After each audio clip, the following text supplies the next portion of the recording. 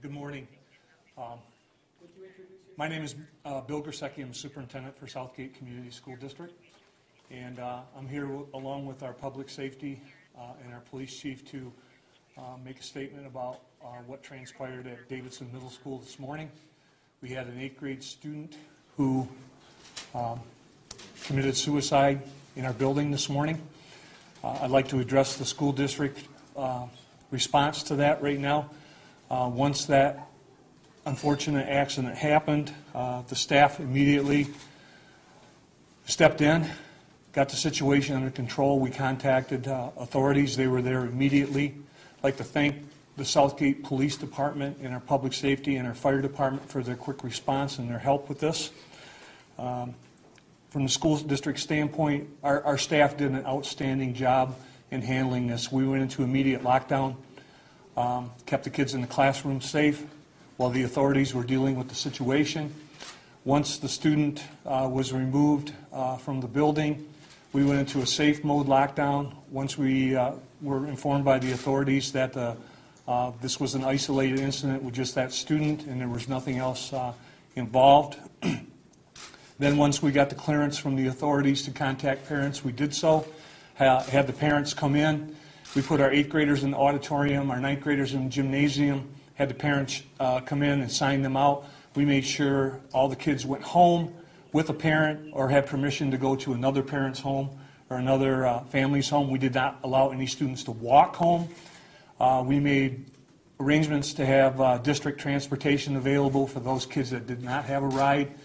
Our staff, again, did an outstanding job of escorting kids to their lockers to get their belongings due to the fact that we dismissed for the rest of today and tomorrow. Tomorrow, what we're going to do for staff that need that, we're going to have counseling available for our staff tomorrow. The districts in the immediate area surrounding Southgate have all contacted me to provide resources for our staff and for our kids. We're going to have a lot of counselors in our building on Monday when the kids return back to school to have those resources available to them so we can move forward from this very difficult time. Again, I'd like to thoroughly thank our staff. They were outstanding in this whole situation. Our crisis team, which is made up of staff members from around the district, and our local authorities for the quick response. We'd also like to thank our parents in our community for following our directions and coming to get their kids in an organized manner. It went as best as we would have hoped it could have gone. There was no chaos. Parents had to wait a little while in the cold weather, but they did a great job, and we're very proud of them, and we're proud of our kids for how they handled this too. Can you tell us whether or not there were metal detectors, or how do students get into the school? Did you know the gun was in the school? We had no idea. Our kids walk in the doors. The front door is open in the morning for kids to come in. We don't have a metal detector there. And once the kids are in class, our doors are locked. Nobody can get in during the day without being identified and buzzed in.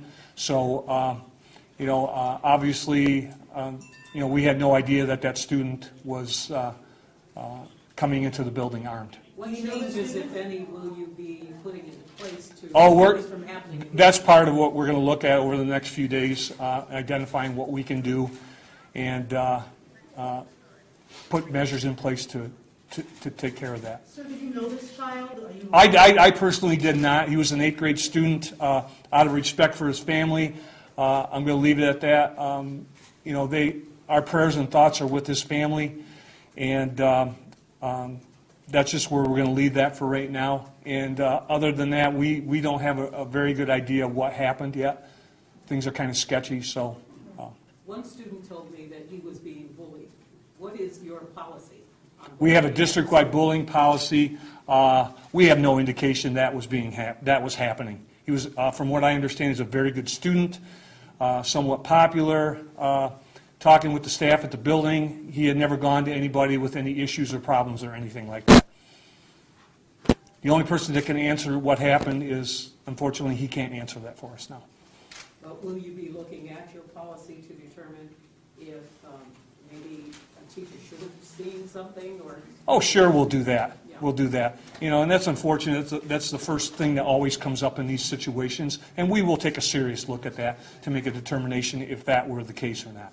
What So. can you tell us about the situation? I understand it was in the bathroom. It was an upstairs bathroom in Davidson Middle School, in the boys' bathroom. Were there other students in the bathroom? From what I know, there were not. Another student found the young man.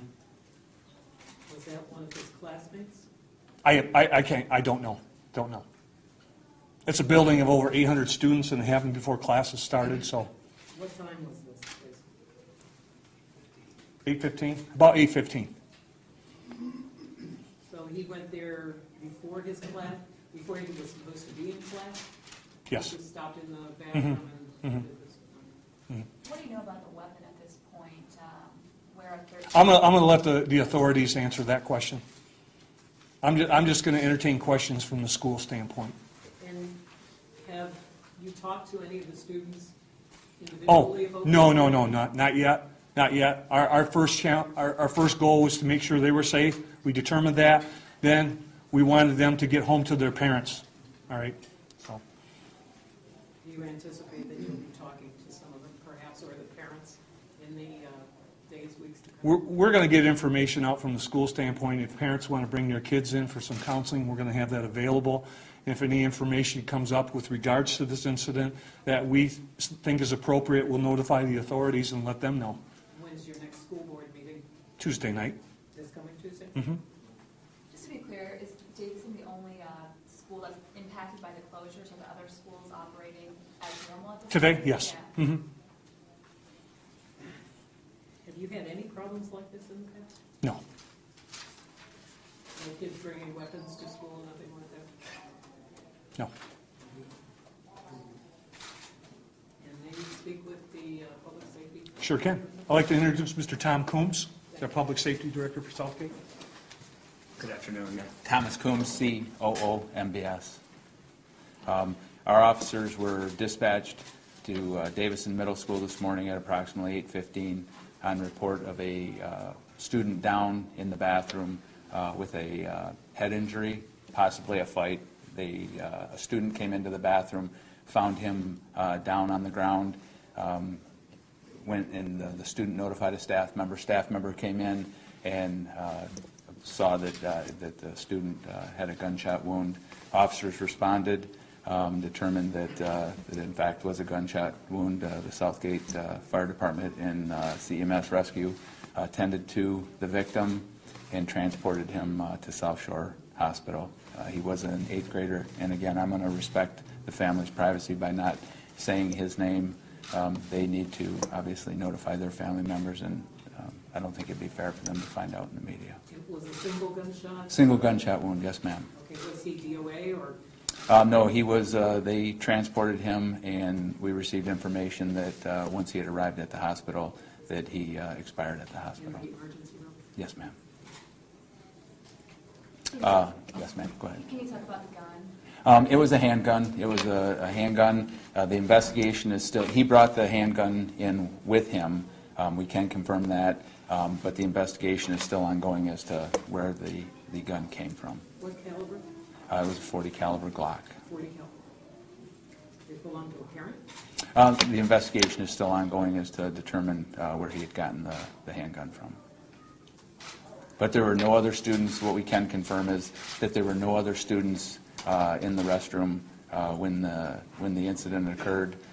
Through the Detective Bureau's investigation, they've determined in speaking to other students and friends of his that, as Superintendent Grzecki had indicated, it does not appear to be that there was any type of a bullying situation. I know you had asked that question, but through the course of their investigation, they have not been able to come to a conclusion that that in fact was the case. Have police questioned the student who initially discovered him? They have, yes, ma'am. And what did he have to say? Said they walked into the bathroom and saw him lying on the floor, and then he went out into the hall and saw I believe it was a female teacher. The female teacher then got a male teacher because he's in a male restroom, and the male teacher then went in and then made the appropriate calls. Was that student taken to the office right away? I believe Yes, he was in, I believe he was in the office, the one that had discovered him. Yes, ma'am. I know this is probably really a little early, but everyone wants to know why. If not bullying, what is your preliminary? And again, we are not finding anything that would indicate, that there was a reason that whether he was, suffering from some sort of depression or something like that, or feeling bad about an incident or anything like that. We have not been able to determine that, and obviously we're still attempting to determine why. So there was no note or anything like that? You know what? I believe there was a note that it was not discovered until he had gone to the hospital, that it was either contained on his person in a pocket or pinned to him somehow, but there was a note that was... Did it give any indication? It appears that it may have been some sort of a suicide note. It doesn't say, any... Yeah, correct. It just, there was a note on him, and we were advised of that after he had arrived at the hospital. Any evidence that, at all that he might have planned harm to others besides himself? No, there's nothing that would indicate that was the case at all. Did he say goodbye to anyone in the note, or just his parents? And apparently he does address a specific person. I believe it was someone he knew from the school. But again, I haven't seen the note, so I can't speak to what was contained in it. Was he having problems at home? One student indicated that. And again, that we've, might be a problem. in speaking to the parents, that has not been discovered that there was issues at home. And the person he addresses, is that a fellow student? Or? It is a fellow student. I mean, and again, I would like to echo Mr. Grzecki's, Superintendent Grzecki's. The staff did an amazing job.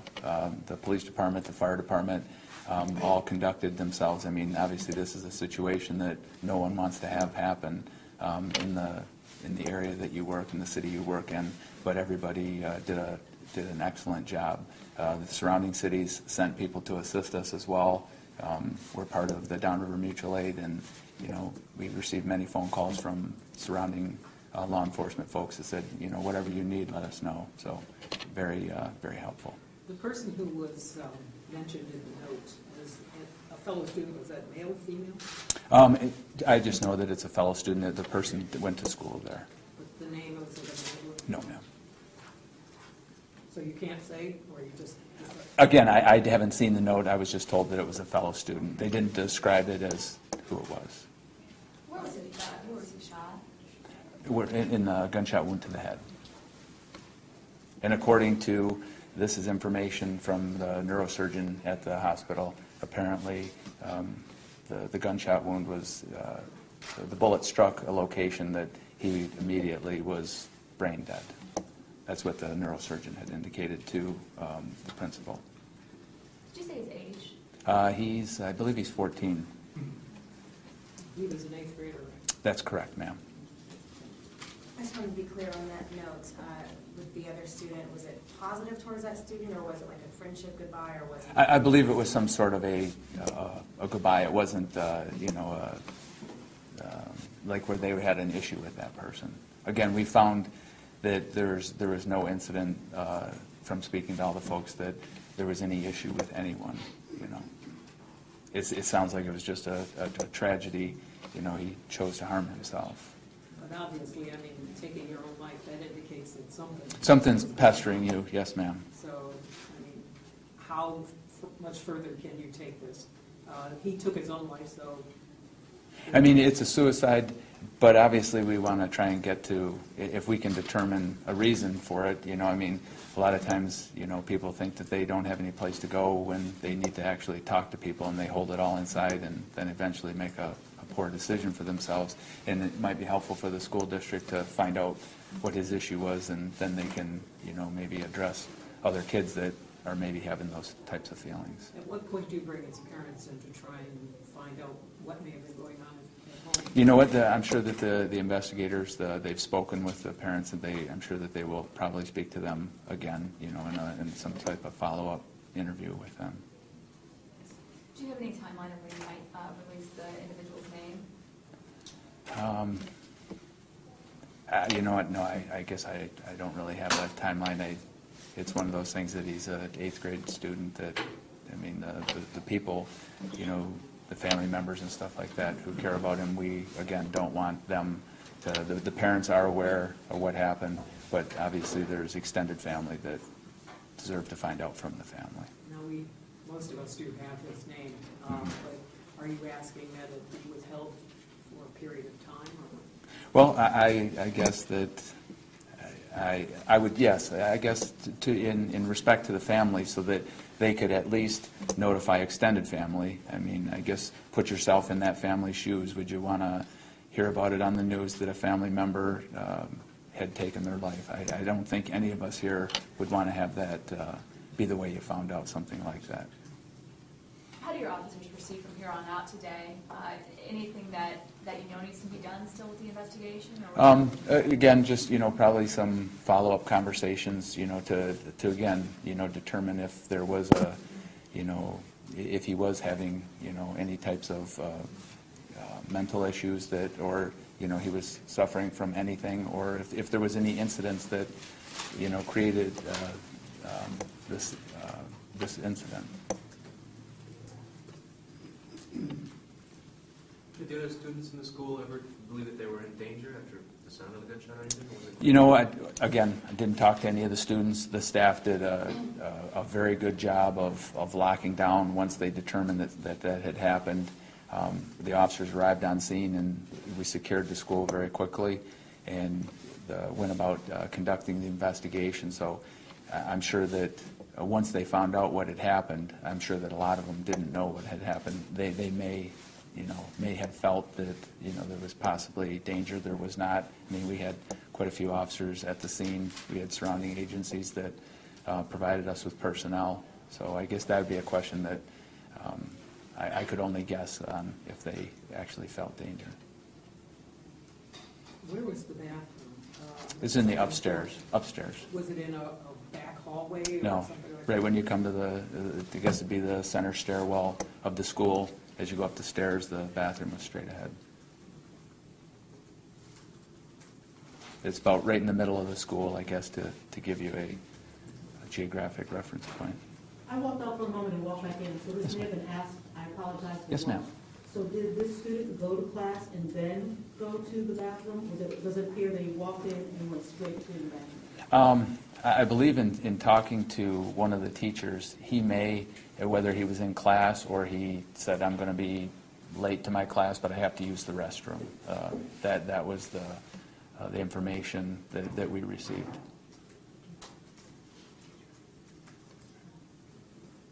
what time does school start? I know this is probably about the superintendent. Starts just before, right around 8 o'clock.